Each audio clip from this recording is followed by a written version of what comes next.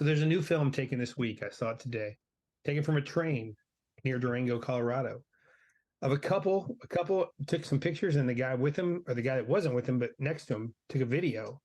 I'm hoping this isn't going where I think it is, but Oh, I'm go sure it ahead. is. That purports to show Bigfoot. Oh, yeah. So Yeah. my question is, Yeah. you're very well traveled. You're very well traveled. Why does he not exist? Why does he not exist? I mean, no, I mean, so what gives you the utmost confidence? And I know the answer to this, but I want to hear it from you. What gives you the utmost confidence that he does not exist?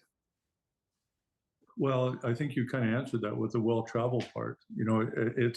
I'm considered a professional hunter in certain circles. So I've spent a lot of time. A little bit, yeah. Every circle, like a little bit. I don't know. Yeah. So, and I've been asked this question before, obviously, because the Bigfooties, I guess, if they're called Swifties, where they're Bigfooties.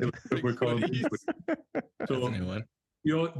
There's people make a really good living at telling other people that Bigfoot exists, or Yeti, or abominable snowman, whatever you want to call it.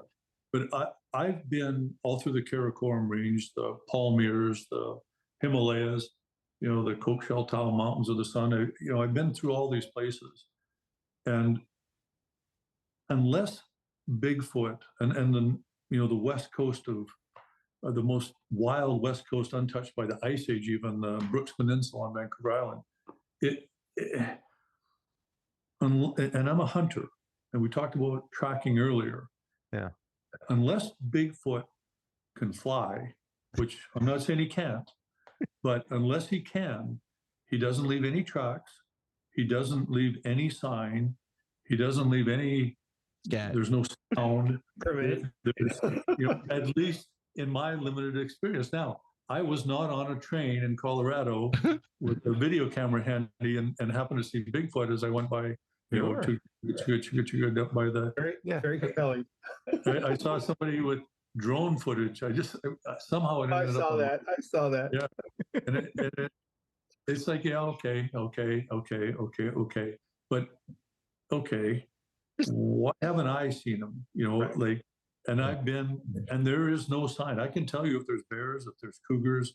I can tell you if there's rabbits in an area.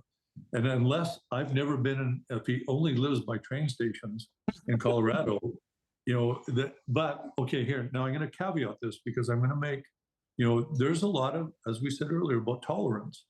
There's a lot of people that believe in it that are very smart people.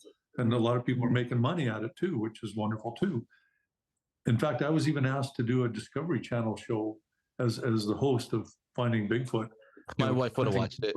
I was going to ask you if you had been asked that. Yeah, I have. Yeah, I have. But I'm kind of believer in the truth. So what I see is I'm going to tell the truth, and that's not always what they want to see. If you fall off this boat as you're crossing a river, it will make good TV. Well, that's great, but that's not what I do. And I think I built an entire career or reputation around telling the truth and always being honest. But again, back to the tolerance part, every single place I've been to around the world, the legend exists, right? The legend exists.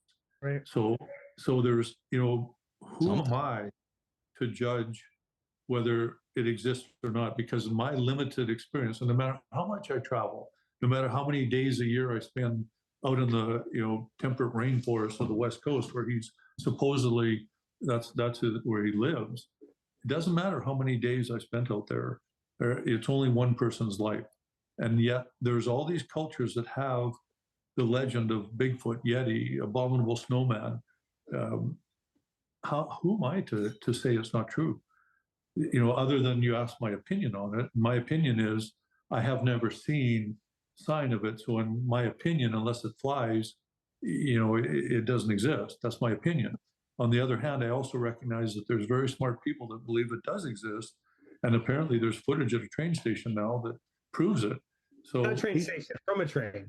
He's going to A Basin for some snowboarding, and we're getting some snow now. No, it's funny because every year there's new species developed, but most of them are like 4 inches tall or like tall or somewhere else. Well, not 8 feet tall and in the ocean. But no, the latest argument is that he's an interdimensional being. Oh. That's why I catch him. You know, It's and climate change. that explains a lot.